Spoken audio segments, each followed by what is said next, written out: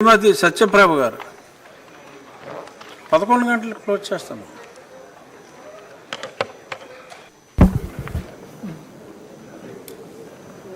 ధన్యవాదాలు అధ్యక్ష. మన కూటమి ప్రభుత్వం ముఖ్యమంత్రి వర్యులు నారా చంద్రబాబు నాయుడు గారి ఆధ్వర్యంలో ఇది పెట్టారు కదా. ధన్యవాదాలు అధ్యక్ష. కూటమి ప్రభుత్వం ముఖ్యమంత్రి వర్యులు నారా చంద్రబాబు నాయుడు గారి ఆధ్వర్యంలో పేదల సంక్షేమం కోసం, సామాజిక భద్రత కోసం ఎన్నో సంక్షేమ కార్యక్రమాలు అమలు చేస్తుంది. అందులో ప్రధానమైనది ఎన్టీఆర్ భరోసా పెన్షన్ పథకం.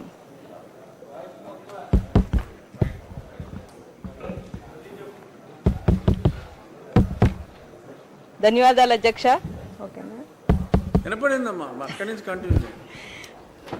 ప్రధానమైనది ఎన్టీఆర్ భరోసా పెన్షన్ పథకం. నేడు సుమారు 65 లక్షల మందికి పెన్షన్ ఇవ్వడం అనేది ఒక చరిత్ర. ఎన్నో లక్షల మందికి ఇది జీవనోపాధి కూడా మనం ఈ పెన్షన్ ద్వారా వారికి వృద్ధులకి ఇవ్వడం జరుగుతుంది. అయితే అధ్యక్ష, మేము మా నియోజకవర్గంలో పెన్షన్ పంపిణీ కార్యక్రమంలోకి వెళ్ళినప్పుడు ఎంతో మంది వృద్ధులు మా దగ్గరికి వచ్చి మాకు పెన్షన్ రావట్లేదు అని చెప్పడం జరిగింది. కారణం చూస్తే వారికి ఆధార్ కార్డులో 60 సంవత్సరాల కన్నా తక్కువ ఉండడం, 50 సంవత్సరాలు, 55. ప్రారంభంలో ఆధార్ కార్డులు వచ్చిన కొత్తలో వారికి అవగాహన లేకపోవడం వలన లేదా ఇతర కారణాల వలన వారికి ఆధార్ కార్డులో వయసు తక్కువగా ఉండి వృద్ధులుగా మిగిలిపోయారు. వారందరూ వచ్చి మమ్మల్ని మీ ద్వారా మాకు ప్రభుత్వానికి చెప్పండి అమ్మా అని అడగడం జరుగుతుంది.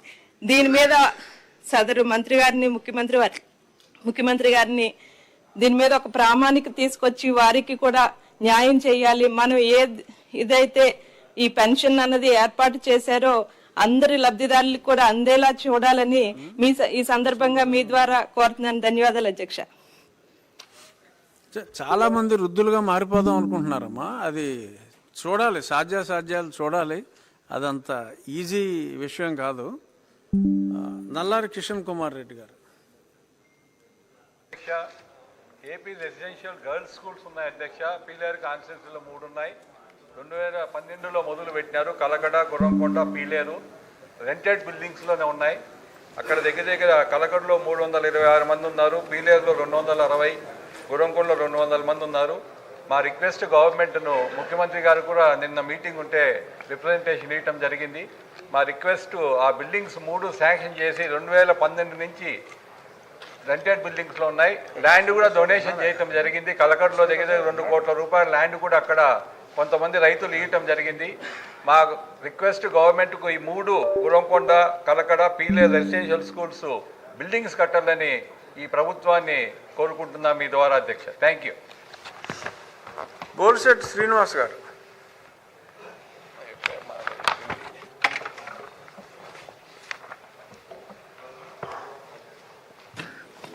అధ్యక్ష,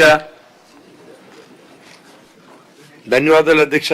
ఈ పవిత్ర సభలో ఉన్న గౌరవ సభ్యులందరికీ నమస్కారాలు. ఈరోజు మనం చర్చిస్తున్న 26-27 ఆర్థిక సంవత్సర బడ్జెట్ కేవలం లెక్కల పట్టిక కాదు. ఇది దూరదృష్టి కలిగిన నాయకత్వానికి ప్రతిబింబం. ఆ నాయకత్వానికి ప్రతిరూపం మన గౌరవ ముఖ్యమంత్రి శ్రీ నారా చంద్రబాబు నాయుడు గారు. సంక్షోభం సమయంలో ధైర్యంగా ముందుకు నడిపే నాయకుడు. రాష్ట్ర ఆర్థిక పరిస్థితి సవాళ్లు నిండిన వేళ క్రమశిక్షణతో, స్పష్టమైన ప్రణాళికతో, భవిష్యత్తు దృష్టితో ఈ యొక్క బడ్జెట్ను రూపొందించిన తీరు నిజంగా ప్రశంసనీయం. ఈ రోజున మన ముందుకు వచ్చిన 26-27 ఆర్థిక సంవత్సర బడ్జెట్ నిజంగా అభివృద్ధి, బాధ్యత మరియు భవిష్యత్తు దృష్టి కలిగిన ప్రజాహిత పత్రం. ఇది కేవలం అంకెల సమాహారం కాదు, ఇది స్వర్ణాంధ్ర 2047 దిశగా వేయబడిన బలమైన అడుగు. 26-27 సంవత్సరానికి 3,32,205 కోట్లు వ్యయాన్ని ప్రతిపాదిస్తూ రెవెన్యూ లోటును కేవలం 1.11%కి, ఆర్థిక లోటు 3.84కి పరిమితం చేయడం ద్వారా ఆర్థిక క్రమశిక్షణ పాటిస్తున్నాం. ఇది బాధ్యత పరిపాలన నిదర్శనం. ఇది విధ్వంసం నుంచి వికాసానికి వెళ్ళారని అనేదానికి మరి గత ప్రభుత్వంలో పాలకులు చేసినట్టు విధ్వంసాన్ని కూడా ఇవాళ సభ ద్వారా తెలియజేయడం అధ్యక్ష. ఇవాళ గౌరవ ముఖ్యమంత్రి నారా చంద్రబాబు నాయుడు గారు 2014 నుంచి 19లో అన్నా క్యాంటీన్లు పెడితే మొట్టమొదటిసారిగా తీసేసి విధ్వంసం సృష్టిస్తే మళ్ళా మన ప్రభుత్వం వచ్చిన తర్వాత 205 అన్న క్యాంటీన్లు ఇచ్చి పేదల కడుపు నింపే విధంగా తీసుకున్నటువంటి సందర్భాన్ని మనం గుర్తు చేయాలి అధ్యక్ష. అదేవిధంగా కల్తీ ప్రభుత్వాన్ని మనం చూసాం అధ్యక్ష. శ్రీమతి సత్యప్రభ గారు 11 గంటలకు క్లోజ్ చేస్తాను.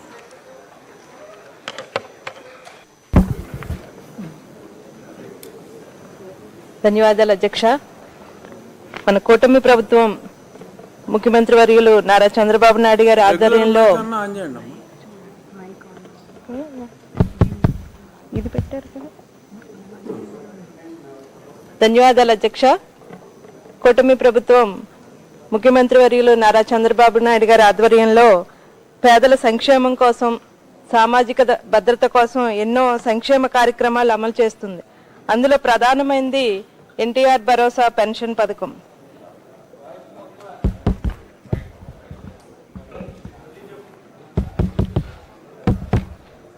ధన్యవాదాలు అధ్యక్ష.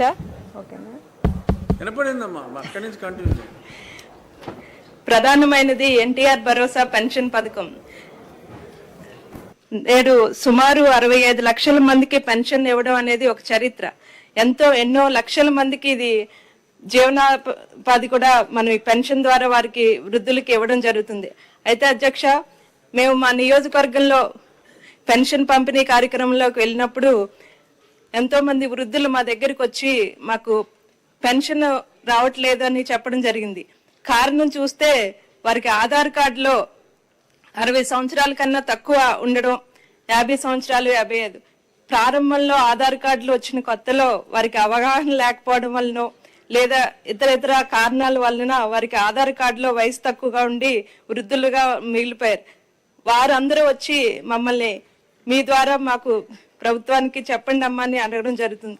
దీని మీద సదరు మంత్రి గారిని, ముఖ్యమంత్రి గారిని దీని మీద ఒక ప్రామాణిక తీసుకొచ్చి వారికి కూడా న్యాయం చేయాలి. మనం ఇదైతే ఈ పెన్షన్ అన్నది ఏర్పాటు చేశారో అందరి లబ్ధిదారులకు కూడా అందేలా చూడాలని ఈ సందర్భంగా మీ ద్వారా కోరుతున్నాను. ధన్యవాదాలు అధ్యక్ష. చాలా మంది వృద్ధులుగా మారిపోదాం అనుకుంటున్నారమ్మా. అది చూడాలి, సాధ్యాలు చూడాలి. అదంత ఈజీ విషయం కాదు. నల్లారి కిషన్ కుమార్ రెడ్డి గారు. ఏపీ రెసిడెన్షియల్ గర్ల్స్ స్కూల్స్ ఉన్నాయి అధ్యక్ష. పీలేరు కాన్స్టిట్యూన్సీలో 3 ఉన్నాయి. 2012లో మొదలు పెట్టినారు. కలకడ, గుర్రంకొండ, పీలేరు రెంటెడ్ బిల్డింగ్స్లోనే ఉన్నాయి. అక్కడ దగ్గర కలకడలో 326 మంది ఉన్నారు, పీలేరులో 260, గుర్రంకొండలో 200 మంది ఉన్నారు. మా రిక్వెస్ట్ గవర్నమెంట్ను, ముఖ్యమంత్రి గారు కూడా నిన్న మీటింగ్ ఉంటే రిప్రజెంటేషన్ ఇవ్వటం జరిగింది. మా రిక్వెస్ట్ ఆ బిల్డింగ్స్ 3 శాంక్షన్ చేసి 2012 నుంచి రెంటెడ్ బిల్డింగ్స్లో ఉన్నాయి. ల్యాండ్ కూడా డొనేషన్ చేయటం జరిగింది. కలకడలో దగ్గర 2 కోట్ల రూపాయల ల్యాండ్ కూడా అక్కడ కొంతమంది రైతులు ఇవ్వటం జరిగింది. మా రిక్వెస్ట్ గవర్నమెంట్కు ఈ 3 Gurramkonda, Kalakada, Pele residential schools buildings కట్టాలని ఈ ప్రభుత్వాన్ని కోరుకుంటున్నాం మీ ద్వారా అధ్యక్ష. Thank you. బోల్శెట్టి శ్రీనివాస్ గారు.